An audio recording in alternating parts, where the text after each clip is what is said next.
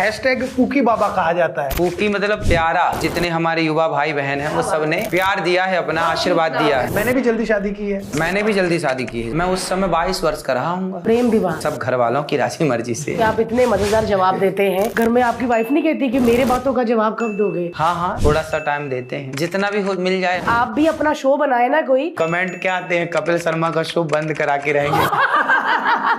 Good Bharti का नहीं कहा। पहले तो आज मैं कहूंगी राधे राधे। राधे राधे। आज गुरुजी मुझे मिलने आ गए हैं क्योंकि लाफ्टर शेफ में उन्होंने वादा किया था कि यस, और जब वो बात करते हैं ना, मतलब भारती नहीं कहते, बहन, भारती बहन, तो मुझे इतना अच्छा लगा कि इतने बड़े गुरुजी जिनके लिए लोग तरसते हैं वो आपको बहन कह रहे हैं, तो मुझे अलग सा ही आपसे लगाव हो गया। और इन्होंने कहा था कि जब मैं अगली बार मुंबई आऊंगा तो अपनी बहन के पास जरूर आऊंगा, और आज वो वादा पूरा किया गुरुजी आपने। पहले तो आपका बहुत बहुत स्वागत है आज हमारे इस पॉडकास्ट में। धन्यवाद। हम धन्य हो गए हैं, पावन कर दिया आपने हमारा पॉडकास्ट। और मैं सच कहूं, हम आपके इतने वीडियोस देखते हैं क्योंकि ज्ञान, आई थिंक आज ना इंटरनेट पर हर जगह ज्ञान मिलता है, लेकिन ज्ञान के साथ एक मनोरंजन, एक थोड़ा लाइटली, एक किसी को मजाक में समझाना, वो जो आपका अदा है ना, वो उसके हम एकदम बहुत बड़े फैन हो गए। मतलब मेरे घर में लड़ाई हो गई, अभी मेरी नैनी आई बच्चे के साथ, दूसरी वाली कहती मुझे भी जाना है, मेरे बाबा जी को मिलना है, मेरे बहुत सारे सवाल है। मैंने बोला कोई बात नहीं, अगली बारी हम उनको घर लेके आएंगे और फिर आप जितने मर्जी सवाल पूछ लेना। आज सच में बड़ी खुशी हो रही है और एक सवाल नहीं मन में आ रहा कि मैं आपसे क्या पूछूं। लेकिन मेरे बहुत सवाल है क्योंकि मैं सर आपको बहुत सालों से देख रहा हूँ, और जो आप स्पॉन्टेनिटी जो होता है ना कि एकदम तुरंत ही जवाब दे देना, वो मेरे को बहुत कमाल है। तो क्यों ना सर वहां से शुरू करें कि आपकी शुरुआत कहाँ से हुई? बचपन से ही हम गांव में पूजा करते थे मंदिर की, और गाय चराना, गाय की सेवा करना खेतों में जाके, तो ये बचपन से ही था। गांव में लोगों के साथ, बूढ़ों के साथ मैं दोस्ती ना हमेशा बूढ़ों के साथ करता था। मैं दोस्ती बराबर के लोगों के साथ नहीं करता था। अच्छा। क्योंकि बराबर के लोगों के साथ करोगे तो आपका नॉर्मल ज्ञान, बच्चों का कितना ज्ञान होता है, हाँ। लेकिन आप एक उम्र दराज व्यक्ति से यदि दोस्ती करते हैं तो उसका जो अनुभव है, बड़े लोग जब बातें करते हैं, तो मेरे फैन जितने भी रहे, दोस्त रहे जितने भी, वो कोई 40 साल का, कोई 50 साल का, कोई 60 साल का बूढ़ा, बूढ़ों के संग बैठता था, तो उनके साथ अच्छा ज्ञान मिलता था। तो वो ज्ञान मैंने कम समय में उनसे ज़्यादा सीखा। बराबर के लोगों की संगति करोगे तो क्या सीखोगे? उसको भी उतना ही पता होगा जितना आपको पता है। हाँ, तो ज़्यादा लोगों से, बड़े लोगों से, जो सफल लोग हैं, तो मैं सफल लोगों के साथ बैठता था। क्या बात है, कितनी अच्छी बात है। जैसे बचपन में हम अपने बच्चे को दादा, नानी, दादी के पास वो बड़ी बड़ी चीजें समझाते हैं। इसलिए बच्चों को दादा चाहिए, दादी, क्योंकि देखिए एक उस कम उम्र में ज्यादा बड़े लोगों का ज्ञान जब मिलता है तो वो व्यक्ति सफल होए बिना रह नहीं सकता। देखिए एक छोटी सी कहानी मैं आपको सुनाऊं। एक गांव में आग लगी, एक गांव में लगी आग, तो सारे लोग गए भाग, पर जब सारे लोग भागे तो 2 लोग नहीं भाग सके। एक था अंधा, एक था लंगड़ा। अब अंधा जाए तो कहाँ जाए? जहाँ जाए वो आग की तरफ ही भागे, और लंगड़ा चाहे भागना तो भागे कैसे? तो सारे लोग भाग गए, पर उस जलती आग में 2 लोग मजबूर हो गए जलने के लिए, जिंदा जल के मरने के लिए। संयोग क्या हुआ, दोनों मिल गए, अंधा और लंगड़ा। दोनों बोले कि यदि हम एक दूसरे की मदद करें तो हम दोनों बच सकते हैं। तो अंधे ने कहा कि भाई मेरे पास आंख नहीं है और पांव तो हैं, पर लंगड़ा तो एक काम कर, तू मेरे कंधे पे आके बैठ जा। तो अंधे ने लंगड़े को अपने कंधे पे बिठाया और दोनों ही पार हो गए। अब इसको जीवन में समझना है कि अंधी होती है जवानी और लंगड़ा होता है बुढ़ापा। यदि हम जवानी में बूढ़े को अपने कंधे पे बिठा लें, मीन्स जवानी तो अंधी, हम तो अंधे, हम तो डिसीजन ले ही नहीं पाते। जवान लोग निर्णय कहाँ ले पाते हैं? बहुत सही कहा। जवानी में डिसीजन नहीं होता क्योंकि अनुभव नहीं होता। करेक्ट। अनुभव किसे होता है? बूढ़ों को, और बूढ़े हो जाते हैं बुढ़ापे में लंगड़े, मीन्स धीरे धीरे चलना, लाठी लेके चलना। इसलिए बूढ़ों को अपने कंधे पे बिठाना मीन्स अनुभव हो बूढ़ों का और चाल हो जवानी की, तो संसार की आग से पार हो जाएंगे, बड़े से बड़ा डिसीजन लेके आप अपने लक्ष्य तक पहुंच जाएंगे। क्या बात है यार, क्योंकि आजकल की पीढ़ी का ये बहुत हो गया है कि वो बड़े बूढ़ों को, जिनको मोबाइल चलाना नहीं आता या जिनको इंटरनेट नहीं पता, उनको बेवकूफ समझने लगते हैं कि मम्मी पापा को तो अकल ही नहीं है। लेकिन मम्मी पापा को जो अकल है वो आपको तब आएगी जब आप उनकी उम्र के होंगे। बिल्कुल। सोशल मीडिया का ज्ञान, इंटरनेट का ज्ञान हो जाना अलग विषय है, लेकिन रियल जिंदगी का ज्ञान होना। आज देखिए बड़े बड़े डॉक्टर हैं, बड़े बड़े जज हैं, बड़े बड़े एडवोकेट हैं, बड़े बड़े इंजीनियर हैं, आर्किटेक्ट हैं, इतने बड़े पढ़ी लिखी समाज है, लेकिन बड़ा सुंदर व्यापार तो कर पा रहे हैं, बड़ा सुंदर बिजनेस तो कर पा रहे हैं, बढ़िया डिजाइन तो बना पा रहे हैं, अच्छी अच्छी बिल्डिंगें तो बना पा रहे हैं, लेकिन वही लोग अपना परिवार नहीं चला पा रहे हैं, अपनी पत्नी को खुश नहीं रख पा रहे हैं, अपने बच्चों को सही रास्ता नहीं दिखा पा रहे हैं। एक छोटा उदाहरण मैं हमेशा देता हूं बिल गेट्स का। बिल गेट्स जैसा सफल व्यापारी धरती पर कौन होगा, सफल बिजनेसमैन कौन होगा। उसने व्यापार चलाना तो सीख लिया पर परिवार चलाना नहीं सीख पाया, इसलिए 27 सालों के बाद बिल गेट्स की पत्नी ने तलाक ले दिया। ओहो, मेरे को ना देख। अरे नहीं हमारा ठीक है। नहीं बट सही कहा कि परिवार चलाना अलग है yes. और व्यापार चला। आप आज के जमाने में पैसे के पीछे तो भाग रहे हैं सब लोग, और सक्सेस ही पैसे से तोलते हैं। हाँ। कि भाई पैसा है तो सक्सेसफुल है, जबकि सक्सेसफुल की पहचान पैसा होना चाहिए, पैसा बुरा नहीं है, लेकिन पैसे से अधिक महत्व है परिवार का। yes. एक तराजू में आपका परिवार है और एक तराजू में व्यापार है। चुनने का अवसर मिले तो किसे चुनोगे? उदाहरण देखिएगा, जब भारत पाकिस्तान का बंटवारा हुआ तो रातों रात आपको घर खाली करना था 2 घंटे के अंदर। सही कहा। उस समय लोग पैसा लेकर नहीं भागे, रजिस्ट्री के कागजात लेके नहीं भागे, सोना चांदी लेके नहीं भागे, बच्चों को, परिवार को लेके भागे। सही कहा। जब आपको भागने का मौका मिलेगा तो आप सोना चांदी लेके ना भागोगे, प्रॉपर्टी के कागज लेके ना भागोगे, आप उस समय परिवार लेके चलोगे। क्योंकि ये समझना चाहिए कि परिवार सबसे ऊपर है। व्यापार पैसा आएगा कहाँ जाएगा? परिवार खुश है, पत्नी प्रसन्न, बेटा खुश, माँ बाप खुश, तो आएगा। सही कहा। गुरुजी, एक उम्र में आपको परिवार की अहमियत पता लगती है। जब जैसे अब मैं एक एज में आया, मेरे घर बेटा हुआ, मुझे अपने माँ बाप से बड़ा प्यार हो गया। मैं अपना ऐसा लगा कि यार मेरे माँ बाप मुझे कितना प्यार करते होंगे क्योंकि मैं उसको इतना करता हूँ। बिल्कुल। लेकिन ये सोच मेरी 18, 17, 16 तक नहीं थी नहीं। और तब मुझे परिवार में मजा ही नहीं आता था। परिवार अगर घूमने जाए तो यंग बच्चे जाते नहीं हैं, उनको माँ बाप के साथ मजा नहीं आता, उनको अपने फ्रेंड्स के साथ मजा नहीं आता। तो वो जो जेनजी है, जो 15 से 19 साल या 13-14 साल के हैं, उनको आज परिवार के साथ मजा नहीं आ रहा। आई एम श्योर उनको जब वो मेरी एज के आएंगे तब उनको भी समझ आ जाएगा परिवार की अहमियत क्या होती है। पर उनमें परिवार का भाव बढ़ाने के लिए क्या करना चाहिए? क्या करें? सत्संग, जो बातें हम कह रहे हैं। अच्छा, एक कहावत है कि जस जस भीगे कामरी तस तस भारी होए। भारती बहन बताएंगे इस कहावत का अर्थ। भारी होए आ गया तो मुझे लगा आपका ही होगा कुछ। नहीं आप ही बता दीजिए गुरुजी। मैं तो कंबल। हाँ। कामरी मतलब कंबल। जितना गीला करो उसका वेट, उसका वजन उतना बढ़ता है। सूखा कंबल वजन कम, और कंबल में पानी डाल दो सूख लेगा और उसका वजन। उसी तरह जितनी आपकी एज होती जाएगी, उम्र बढ़ती जाएगी, उतना आप अनुभवी होते चले जाएंगे, आपका ज्ञान का लेवल बढ़ता चला जाएगा। वही है, पुरानी कहावतें हैं ये कि जस जस भीगे कामरी तस तस भारी होए। मतलब जैसे जैसे आपकी एज बढ़ती है वैसे वैसे आप मैच्योर होते चले जाते हैं, समझदार होते चले जाते हैं, हालातों से गुजरते चले जाते हैं, तो आप और अधिक विचारधारा वाले, सोच वाले, आपका जो मस्तिष्क है ना और तेज काम करता है। 17-18 साल में तो 3 चीजें, खाओ पियो मौज करो जी।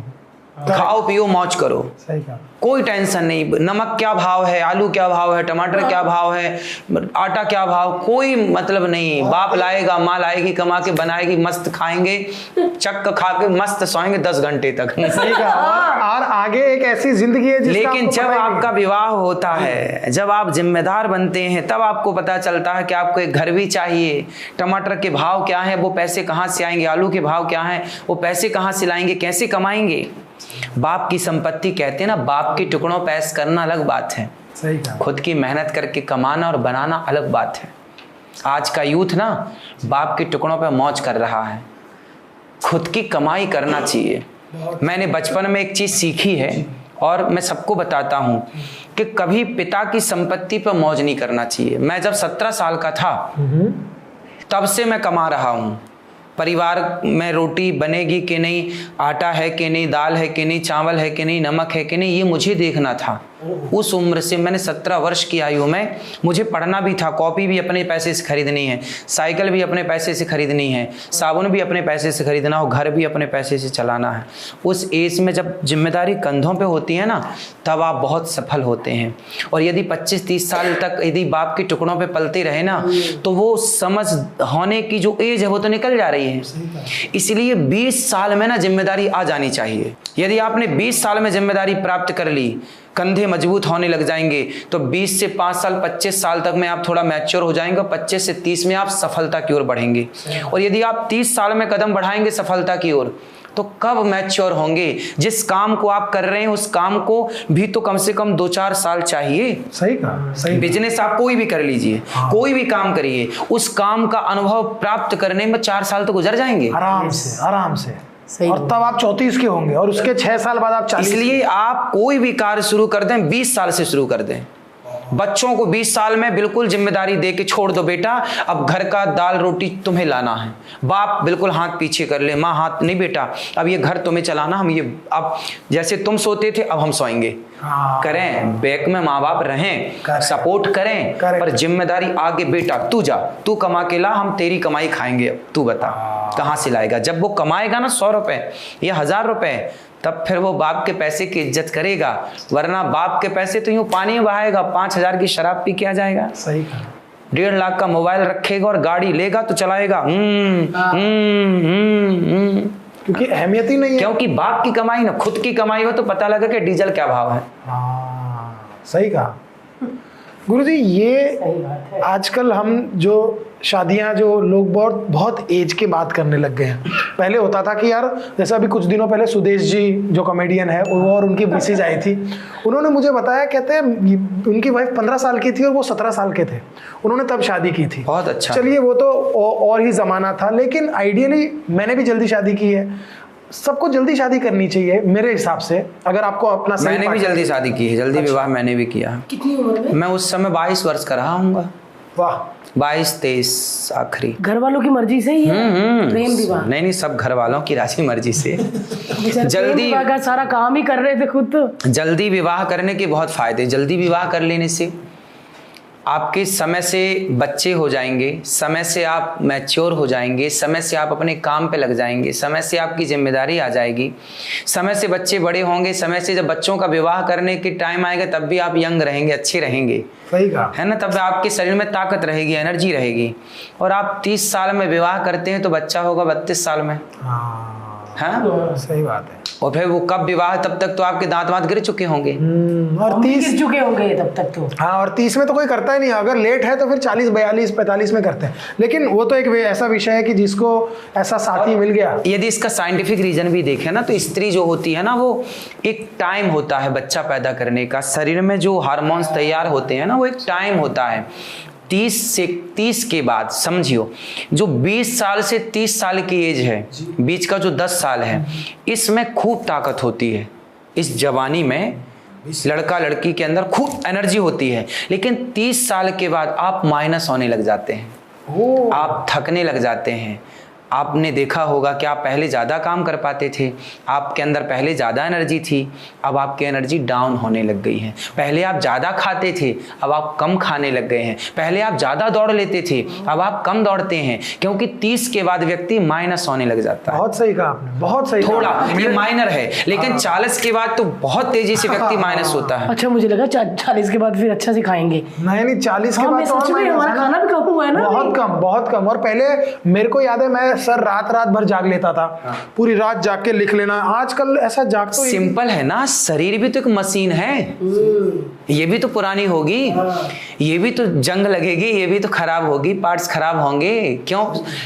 आया है सो जाएगा, राजा रंग फकीर, एक सिंहासन चढ़ चला, एक बंधा जंजीर। तो कौन नहीं जाएगा, कौन नहीं गया? वो आपने अमेरिका में एक बहुत अच्छा जो नाचता था, क्या नाम था उसका? Elvis Presley. Michael Jackson. Michael Jackson जो था उसने कितने सारे डॉक्टरों की टीम रख रखी थी अपने पास है।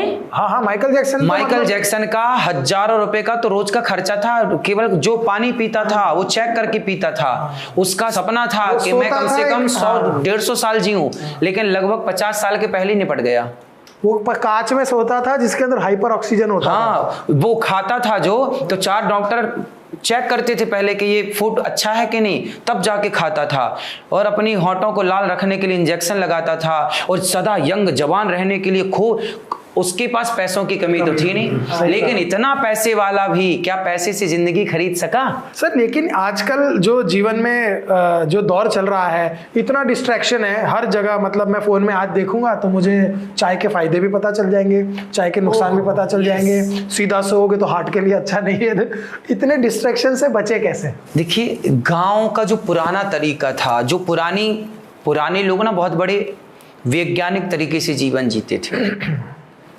पुराने लोग जो होते थे, देखिए सबसे पहली बात है खुली हवा और स्वच्छ पानी। आपने कई बार देखा हो, मछली कई बार तड़पने लगती है पानी के अंदर, बीमार सी पड़ जाती है, खाना पीना छोड़ देती है, तो क्या बोला जाता है कि भाई पानी चेंज कर दो। मतलब वो पानी चेंज करने के बाद मछली अच्छी हो जाती है। वो दोष उस मछली में कहाँ से आया? वो कहाँ से बीमार पड़ी? पानी से। आप बीमार क्यों पड़ते हैं? उसके 2 कारण हैं। पहला आपका भोजन, दूसरा आपका पानी। यदि आप पानी अच्छा पीते हैं, ज्यादा अच्छा, मतलब अच्छी पूरा पानी मिलता है बॉडी को, और स्वच्छ पानी मिलता है, जो कि आज स्वच्छ पानी है नहीं। करेक्ट। और भोजन हेल्दी, आज क्या खा रहे हैं? बर्गर खा रहे हैं, चाउमीन खा रहे हैं, और मुंबई में तो क्या खाते हैं? पाव बड़ा पाव खाते हैं, है ना? ये सब अनहेल्दी फूड हैं। हमें ज़्यादा से ज़्यादा ना अंकुरित अनाज खाना चाहिए। हमें सिंपल, पुराने ज़माने में जो लोग खाते, पहले कहावत थी मोटा खाओ मोटा पहनो, करेक्ट है ना? वो सब चीज़ें ना लागू करना चाहिए अपने घर में। अच्छा खाओ, बच्चों को हेल्दी चीजें खिलाओ। इसलिए पुराने लोग क्या करते थे? गाय रखते थे घर में, अपनी गाय, और गाय का दूध पीते थे। मैं खुद बचपन में गाय लगाता जाता था और दूध पीता जाता था, लगाऊं और पीता हूं, अभी भी पीता हूं। हमारी अपनी गौशाला है, गौरी गोपाल गौशाला, वहाँ 400 गौ माता सेवा होती है। मैं खुद लगाता हूँ, पीता हूँ, लगाता हूँ, पीता हूँ। और शुद्ध घी, अपने घी का प्रयोग कीजिए। मिठाई बाजार की जो आप खा रहे हैं, खुद घी। आपने देखिए गाड़ियों में कितना पैसा खर्च कर दिया, बंगलो बनाने में कितना पैसा खर्च कर दिया, कपड़े लत्ते और अपने फैशन में कितना पैसा खर्च किया, लेकिन आपने अपने स्वास्थ्य के लिए क्या पैसा खर्च किया? कुछ भी नहीं। अनहेल्दी खाना खा रहे हैं आप। अरे एक गाय रखिए, शुद्ध दही उसका होगा, शुद्ध दूध होगा, और बच्चों को शुद्ध घी मिलेगा। पहले के लोग ना घी पीते थे कि गिलास, करेक्ट, और घी पी के इतना मजबूत हो।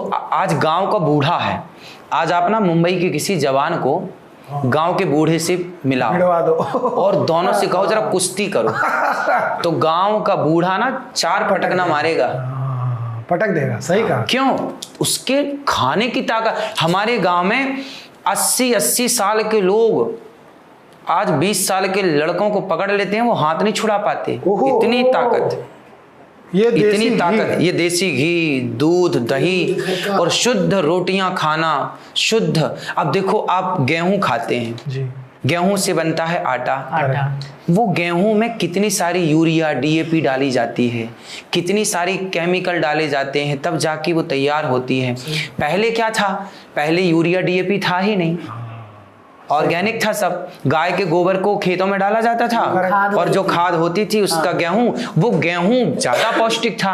अब ये धान में किसान वो डालता है दवाई, तो सोचिए उस दवाई से ना जो धान के खेतों में सांप होते हैं, काले नांग, वो मर जाते हैं। सोचिए, सांप इतना जहरीला है, वो जहरीला सांप धान की वो दवाई को सहन नहीं कर पाता, सांप मर जाता है। तो जब जहरीला सांप मर गया तो उसको खा के आप कितने दिन जिंदा रहेंगे और स्वस्थ रहेंगे?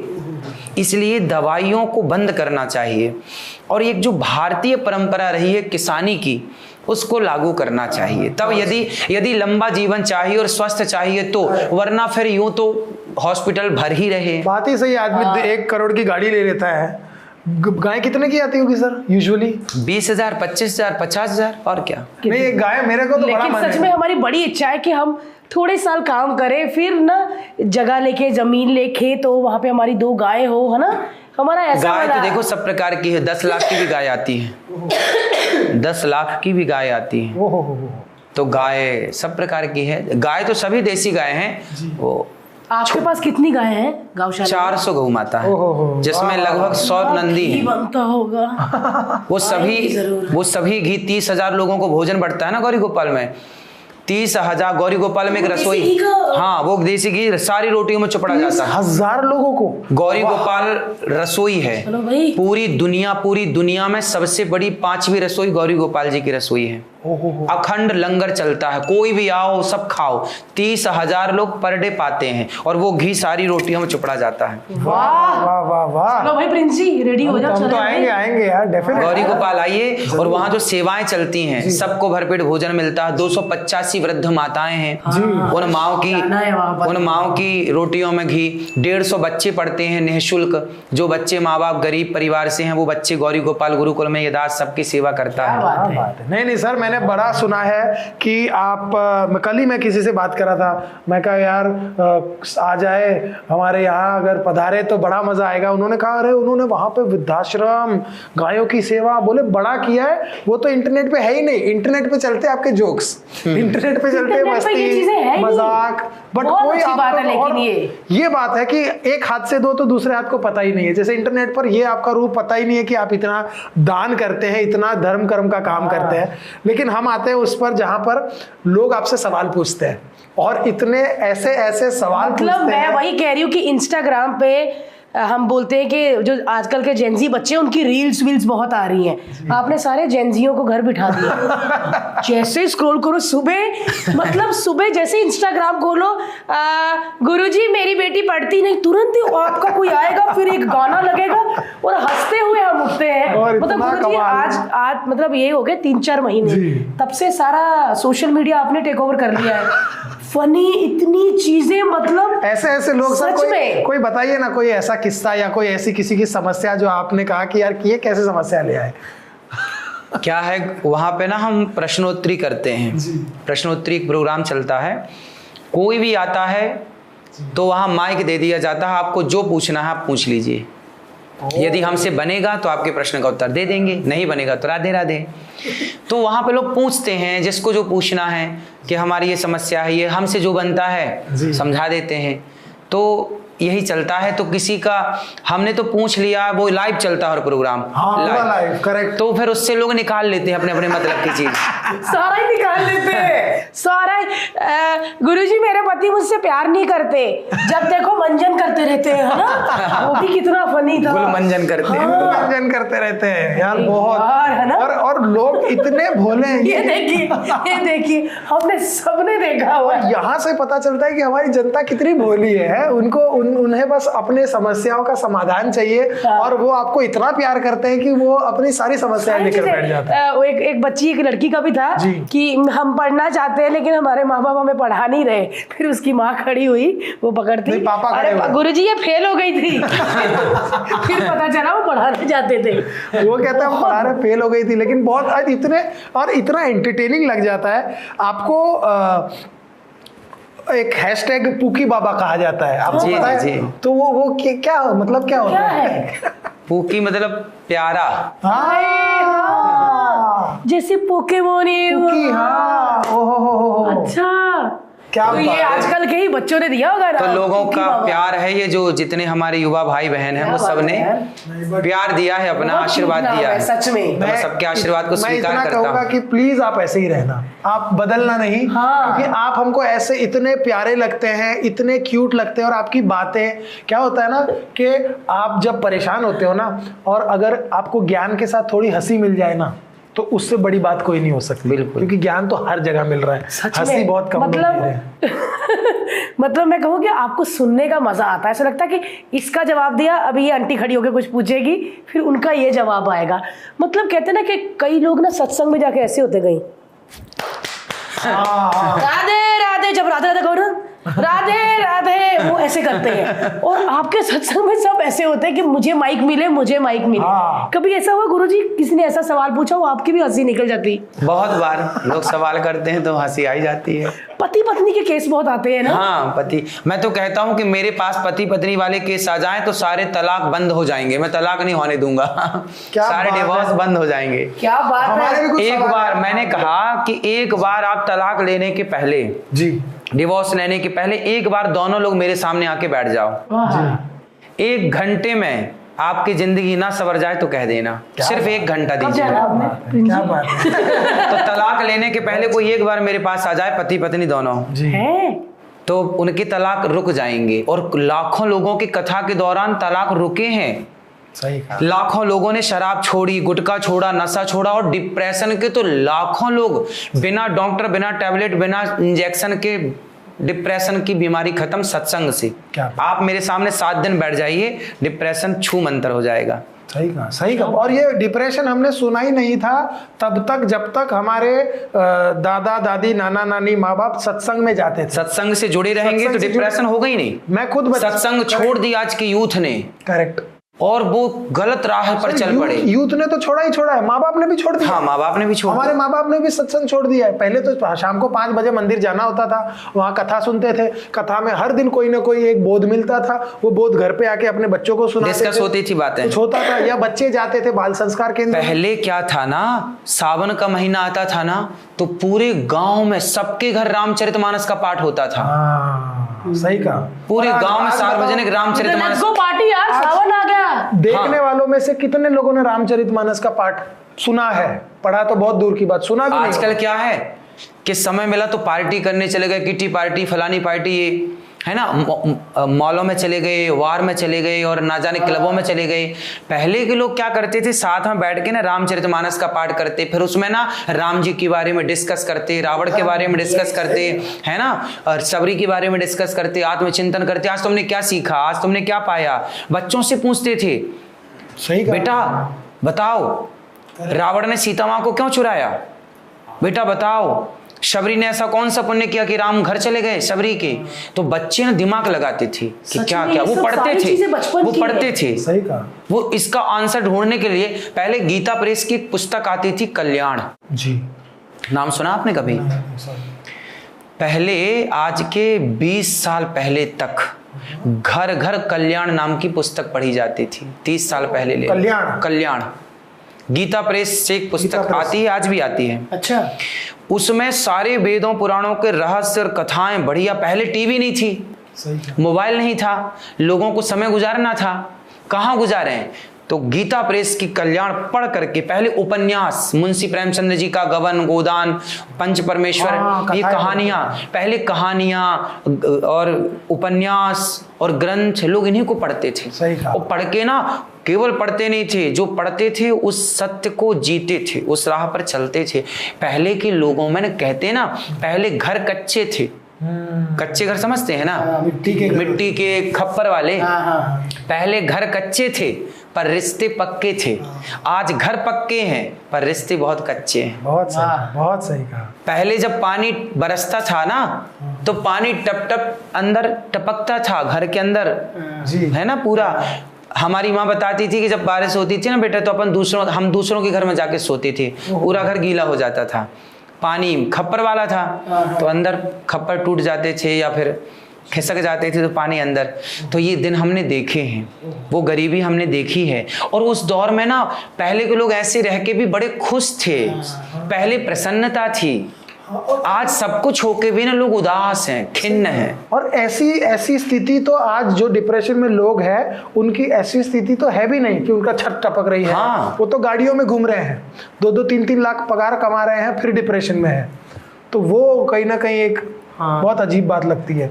लेकिन हम आपके परिवार में, आपके घर वालों, आप इतने औरतों को जो क्वेश्चन पूछती हैं, सवाल पूछती हैं, आप इतने मजेदार जवाब देते हैं, इतने लोगों को देते हैं। घर में आपकी वाइफ नहीं कहती कि मेरे बातों का जवाब कब दोगे? आप उनको टाइम देते हो? हाँ हाँ, थोड़ा सा टाइम देते हैं, कितना, जितना भी हो मिल जाए। अब देखिए कई बार तो ऐसा होता है रात सो नहीं पाते, क्योंकि अब जैसे अभी आपके पास अभी देखिए हमारी 1 बजे की फ्लाइट है, अभी जाएंगे 5 बजे वृंदावन पहुंचेंगे, 5 बजे और 9 बजे से फिर कथा है। तो अब अब सोएंगे नहीं, अब आज की रात गई और फिर वहाँ पे कार्यक्रम करके फिर वापस दिल्ली जाना है, दिल्ली प्रोग्राम है, 1 बजे तक कथा है, 1 बजे के बाद 4 बजे दिल्ली पहुंचना है, 6 बजे से वहाँ कथा है, फिर वहाँ 11 बजे तक कार्यक्रम चलेगा, फिर आने में 1 बज जाएगा। कौन मैनेज करता भाई, मेरे को भी करो। इतने बाबा जी के शो मेरे हैं नहीं। अरे लेकिन आप ये कितना please, हाँ, डिफिकल्ट अपना है। ध्यान रखिए, आप खाते पीते रहिए है ना, क्योंकि इतना क्योंकि ज्यादा हम देखते रहते हैं कि अरे बाबा जी तो घूम रहे हैं, बाबा जी तो खुश हैं, पर वो जो लेकिन मैं sleepless बता दूं nights- कि बाबा जी थकते भी हैं। अभी बाबा जी जाएंगे और सोएंगे ही नहीं देखो। और फिर भी मतलब कभी कभी आप ऐसा होता है आपको थकावट होती कि आज नहीं। देखिए हमारा संडे नहीं होता, लोगों का संडे होता है, चलो आज संडे है आराम करो। हम लोगों के यहाँ देखिए क्या है ना, आपके परिवार में 1 माँ है, 2 बच्चे हैं, पति है, पत्नी है, 5 लोगों का परिवार है या 6 लोगों का, ज़्यादा से ज़्यादा 10। लेकिन हमारा परिवार देखिए 285 वृद्ध माताएं गौरी गोपाल में हैं, उन्हें भोजन मिला कि नहीं, शाम का दूध मिला कि नहीं, सुबह की चाय मिली कि नहीं, दवाई मिली कि नहीं, उन्हें कपड़ा मिला कि नहीं, साबुन मिला कि नहीं, तेल मिला कि नहीं, ये हम ही करना है। 150 बच्चे हैं, उन्हें भोजन मिला कि नहीं, नाश्ता मिला कि नहीं, कॉफ़ी मिली कि नहीं, पेन मिला कि नहीं, ये सब करना है। तो ये सारी सेवाएं, गाय को चारा मिला कि नहीं, भूसा मिला कि नहीं, सानी मिली कि नहीं, दाना मिला कि नहीं, भक्तों की जो 30,000 लोगों का भोजन है, आज दाल चावल सब्जी रोटी बनी, ये सारा जो मैनेजमेंट है, ये सारा सही है। फिर महाराज जी, फिर वो जिसका इतना कमाना, बड़ा परिवार हो, फिर वो सो कैसे सकता? हाँ वो कैसे सोएगा, उसे तो कमाना पड़ेगा, काम तो करना पड़ेगा, बैठेंगे तो फिर कैसे काम चलेगा।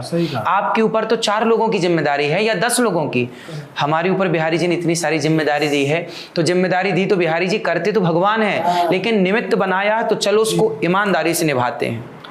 ये सही बहुत है। बढ़िया बात है। और बहुत बहुत बड़ी बात है, और हम तो बड़े खुशनसीब है कि इतने करीब से आपको देख पाते हैं। हाँ। क्योंकि वहां पर जब हम हमने घर में अपनी मम्मियों को बताया भी नहीं कि आप आ रहे हो। हाँ, वरना वरना वो- वो इधर बैठी होती है अभी। हाँ, क्योंकि जब हम आपके वीडियोस में जन सैलाब देखते हैं, वहां पर जो लोग आपसे प्यार करते हैं, हाँ सच में कभी कभी मेरे को ऐसे भी लगता है हर्ष कि अगर आप भी अपना शो बनाए ना कोई, तो कपिल भाई के बराबर ही चलेंगे आप भी, मुझे लगता है कपिल शर्मा के साथ, क्योंकि जितनी कॉमेडी आपके उधर सत्संग में सवालों और जवाबों में होती है ना, सच में ऐसे लगता है ये लंबा प्रचार कहाँ पे होगा जहाँ पे देखे हम। अभी तो कमेंट क्या आते हैं, कपिल शर्मा का शो बंद करा के रहेंगे। भारती गाने का। लेकिन बढ़िया। सच में यार आपको गुरुजी जब ऐसा होता है लेकिन कि आप अच्छा है, सत्संग- कपिल शर्मा भी बहुत अच्छा काम, बहुत आप अच्छा लोगों कर ने, रहे हैं। भारती ने, कपिल ने, कृष्णा ने, सबने बहुत अच्छा काम किया, पूरे देश को नहीं पूरे विश्व को आप लोगों ने हंसाया। भारती बहुत छोटी थी, जब आप बहुत छोटी सी थी, जब आप आती थी शो में और हंसाती थी, छोटी सी गुड़िया थी आप उस समय, वो शो हमने देखे हैं।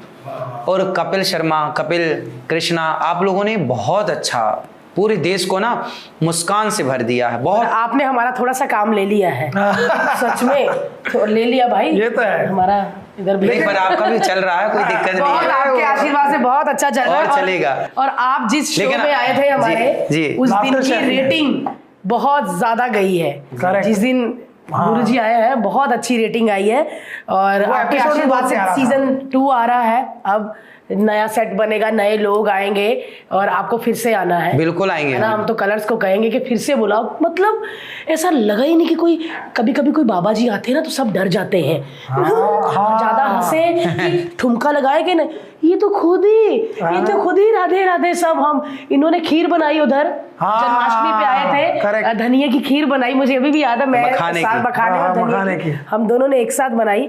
बहुत ही अच्छा एपिसोड था, आप लोगों ने देखा? सबने देखा उस एपिसोड को, सबने देखा और खूब बार बार देखा, क्या बार बार देखा लोगों ने। क्या बात है। नहीं, वो तो बहुत कमाल था और बहुत ही मजा है वहां पर आपको ऐसे खुले अवतार में देखकर बहुत अच्छा लगा। लेकिन आप कभी, आपका मन नहीं करता कि मैं छुट्टियों पर जाऊं, कहीं विदेश जाऊं, बीच पर थोड़ा बैठूं? विदेश में लंदन गया था कथा करने, मैं बाहर जाता हूँ कथा करने जाता हूँ। क्योंकि मैं खुश हो गई, कहते बीच में मैं लंदन गया था, मैंने बोला यस घूमने, कहते कथा करने। क्योंकि एक लॉजिक है सर, हम मानते हैं कथा, आप प्रभु की भक्ति है, पर आपका भी तो बनता है कि आप घूमने जाए, आप हॉलीडे करें, आप 2 दिन रिलैक्स करें। आप बताइए आपको कहाँ जाना है? आपको आपकी बहन लेके जाएगी, मजा करेंगे वहां पर जाके। नहीं, बट आप कहीं सारे सवाल बहन पूछेगी उधर। नहीं, मेरी बहन तो अच्छी है भारती, और मेरा देखिए मन ही नहीं होता कहीं, मेरा ना एक एक मिनट ना मैं बर्बाद नहीं करना चाहता। मैं एक बात बताऊं, क्या बात है? मैं दो चीजें सबको बोलूंगा, आपको भी और आपके सारे दर्शकों को। देखो, दो चीजें बर्बाद मत करो। समय बर्बाद मत करो। पहला, समय बर्बाद मत करो, और दूसरा, अपने काम से खूब प्यार करो। जो काम करते हो आप, जो भी आप करते हैं, जो भी ईश्वर ने आपको जिम्मेदारी दी है, उसे इतना प्यार करो, इतना प्यार करो। मैं अपने काम को, मैं भागवत जी करता हूँ, भगवान की कथा सुनाता हूँ। मैं अपने काम से इतना प्यार करता हूँ कि यदि मैं कथा ना सुनाऊँ तो मैं बीमार पड़ जाता हूँ। मैं एक बात बता दूँ आपको, आज पहली बार, क्या बात? यदि मैं कथा ना सुनाऊँ, यदि कोई कह दे कि आप कथा नहीं सुनाएंगे अब, तो आप ये समझ लीजिए मैं मर जाऊंगा। ऐसे मत बोलिए। मतलब इतना प्रेम है कि क्या बताएं, मैं अपने काम को नहीं छोड़ सकता। सच में ये तो ऐसा लग रहा है कि मन की जब बात मैं है। सोता हूँ, कई बार मैं सपने में कथाएं कहता हूँ, सपने में, और सपने में कई बार मुझे ऐसा सत्संग हो जाता है संतों का, सपने में पता नहीं कहीं भी जा सकते हैं, तो बहुत सारी बातें ज्ञान की मेरे को सपने में मिल जाती हैं, जो मैं बाद में बताता हूँ कि देखो आज मैंने सपने में ये पाया। कभी भगवान का दर्शन मैं कर लेता हूँ, कभी मैं तीर्थों का दर्शन कर लेता हूँ स्वप्न में। तो मैं स्वप्न में भी अपने काम से ही सोता हूँ कि सपने, भगवान ही प्रभु आज सपने में आइएगा, दर्शन दीजिएगा और कुछ मुझे रास्ता बताइएगा। तो वो सपने में मार्गदर्शन मिल जाता है। 100% इस बात से बिलीव करता हूँ, क्योंकि आप कभी कभी जिस चीज़ के बारे में बहुत ज़्यादा सोचते हैं और बहुत मंथन करते हैं, और आप जब रात को सो जाते हैं तो वो विचार हकीकत में बनकर आप एक अलग डायमेंशन में चले जाते हैं। और इसलिए सब आजकल क्या है ना, लोगों को लोग कहते हैं महाराज जी हमारा काम में मन ही नहीं लगता। लोग क्या कहते हैं, महाराज जी हमारा काम में मन, अरे भाई जब मन ही नहीं लगेगा तुम सफल कैसे होगे? काम से प्यार करो तो काम आपसे प्यार करेगा और वही काम आपको सफल बनाएगा। इसीलिए मैं जब आपको प्यार नहीं करते, जैसे आप कॉमेडी करती हो बहन, जब आप करती हो कॉमेडी तो आप ना प्यार करती हो ना अपने काम से, दिन रात उसके बारे में सोचती हो, तब आप अच्छा कर पाती हो। जब आप काम से प्यार करती हो ना, तो वो काम भी आपसे प्यार करने लग जाता है और वही काम आपको सफल बनाता है। यदि आप सफल हैं तो इसलिए कि आपको अपने काम से प्यार है। सच में बहुत प्यार है। आपने जो कहा ना कि अगर मुझे थोड़े दिन कॉमेडी करने ना मिले या शूटिंग करने ना मिले, तो शायद मैं भी मर जाऊंगी या मैं बीमार पड़ जाऊंगी। पीछे जी ऐसा वक्त था जब कोविड में काम नहीं करते थे हम, तब सच में मेरी मैं उदास रहती थी। मुझे ऐसा लगता था सब था, घर था, पति था, प्यार करते थे सब लोग, पैसे भी थे, कोई ऐसा भी नहीं था, पर ऐसा था कि कुछ छूट रहा है मेरे से, मैं खत्म हो रही हूँ, ऐसा होता था मुझे। जैसे कोविड गया, काम आया, ऐसा लगा कि पौधे पे पानी दे दिया किसी ने, फिर से हम खिल गए, कॉमेडी कर रहे हैं, वही वाला हाल है। काम से प्यार करिए और समय ना गवाइए। आजकल ना लोग व्यर्थ में समय गवाते हैं। कुछ काम नहीं है तो गप लड़ा रहे हैं, बुराई कर रहे हैं, निंदा कर रहे हैं, चुगली कर रहे हैं।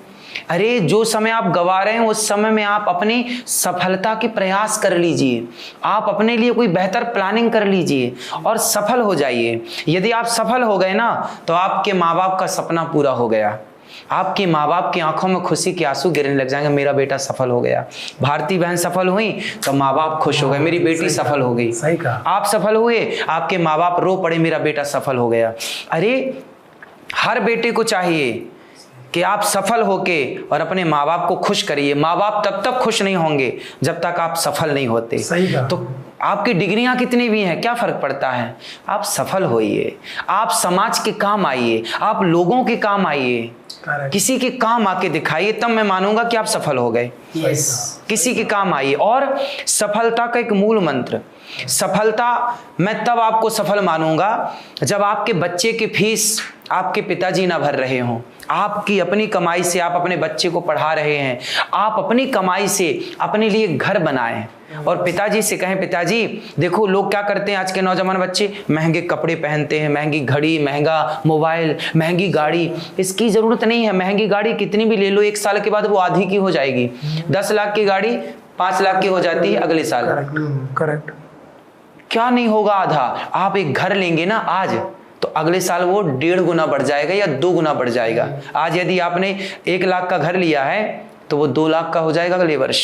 सही कहा। 3 साल बाद वो 5 लाख का हो जाएगा। इसलिए आप सफल तब माने जाएंगे जब अपने लिए घर ले लेंगे, एक प्रॉपर्टी लेके डाल दीजिए, भले किराए से दे दीजिए, 2 पैसे आते रहेंगे, सफलता के सूचक हैं। करेक्ट। आप बिजनेस करिए, आप अपने बिजनेस में आगे बढ़िए, आप अपने लिए दुकान ले लीजिए, आप अपना कारोबार स्टार्ट कर लीजिए और माँ बाप को सरप्राइज दीजिए कि देखिए मैंने काम कर लिया। माँ बाप खुशी से नाचें, मेरा बेटा सफल हो गया, मेरी बेटी सफल हो गई। ये करिए। ये फैशन में लड़के मोबाइल चला रहे हैं, गाड़ी चला रहे हैं, गाड़ी खरीद, लड़कों को देखो मैं 1.5 लाख का मोबाइल चलाता हूँ। क्या करोगे? मोबाइल बाप की संपत्ति का है, वो तुम्हारे बाप का, तुम्हारा नहीं है वो। सही कहा। और कल जब ये फोन 2.5-3 लाख का हो जाएगा 5 साल 10 साल बाद, तो आप नहीं खरीद पाओगे क्योंकि आपको तो आदत पड़ी हुई है। आजकल क्या है, लोग जमीन बेच बेच के अपने गाड़ियां खरीद रहे हैं, अपने शौक पूरे कर रहे हैं। मैं पूछता हूं कि आपने जमीन बेच दी गाड़ी के लिए, अपने शौक के लिए। अब मैं कहता हूं कि जो जमीन आपने बेची है, क्या आप उसे वापस खरीद सकते हो? इसलिए बाप दादों की संपत्ति बिगाड़नी नहीं चाहिए, बनानी चाहिए। बनानी चाहिए। सही कहा यार। नहीं ये तो, और बहुत कुछ बच्चे तो समझदार हैं, पढ़ लिख कर आगे बढ़ रहे हैं। कुछ लोगों को ये है कि यार अब तो अपने शौक पूरे करने, अब तो पूरे करें। हाँ, अब तो पूरे। शौक पूरे करना बुराई नहीं है, शौक पूरे करिए। हमने ये नहीं कहा कि शौक पूरे मत, शौक करिए, अपनी कमाई से करिए। बाप की संपत्ति बेच के क्यों करना है कि बाप का घर बेच दिया आपने, बाप का खेत बेच दिया आपने, माँ के जेवर बेच दिया आपने, बाप की चैन बेच दिया आपने और अपने शौक पूरे कर रहे। ये कौन सी समझदारी है? अरे शौक, मैं भी तो शौक पूरे कर रहा हूं, मैं भी तो, लेकिन मैं पिता की संपत्ति से नहीं, मैं बिगाड़ कर नहीं, मैंने मेहनत करके कार्य किया। मुझे जो शौक है मैं पूरे करता हूं। वैसे भी मेरे कोई विशेष शौक नहीं है, मैं सुपारी भी नहीं खाता, मेरा सिगरेट भी नहीं पीता, मेरा शौक सिर्फ दाल चावल सब्जी रोटी का है। मेरा तो कोई शौक भी नहीं है, लेकिन मैं शौक करूं तो मैं सारे शौक पूरे करूं, लेकिन शौक है नहीं मेरे। मेरा शौक है सेवा का, मैं कितनी माँओं की सेवा कर सकूं। अभी 250 माँ रहती हैं, मेरा शौक है कि 1000 माँओं के लिए आश्रम बन जाए। अभी काम चल रहा है, 1000 वृद्ध माँओं को सहारा मैं दे पाऊं, उनकी सेवा कर पाऊं। 1000 माँओं के लिए भी काम चल रहा है। ओह, बहुत बहुत पुण्य का काम है। तो मैं ये शौक रखता हूँ, सेवा का शौक है मेरा। मुझे लगता है कि आप मेरे द्वार पर आए तो मैं आपको कितना अच्छा खिला पिला दूं, कितना अच्छा खिलाऊं आपको। इसलिए गौरी गोपाल गुरु आश्रम में जो भी आता है सबको पेट भर भोजन मिलता है। सारे के सारे 30,000 लोग खाना खाते हैं। सब के, ये बिल्कुल झूठ नहीं है, आप आके देखिए ना अपनी आंखों से। हमने आना है, हम आना है, मैंने कहा भी हुआ है, वृंदावन तो आना है। और बहुत बड़ी बात है रोज, और वो इतना खाना खिलाना, वो खाना बनाना, खाना अनाज लाना, वो बहुत बहुत। अब आप ये समझिए कि हमारे यहाँ, अब आप इससे अंदाजा लगाइए, हमारे यहाँ दिन भर का आधी ट्रॉली, ट्रैक्टर ट्रॉली होता है, ट्रैक्टर ट्रॉली, आधी ट्रॉली तो जूठन बचता है रोज। ओहो हो। अब इससे अंदाजा लगाइए आप।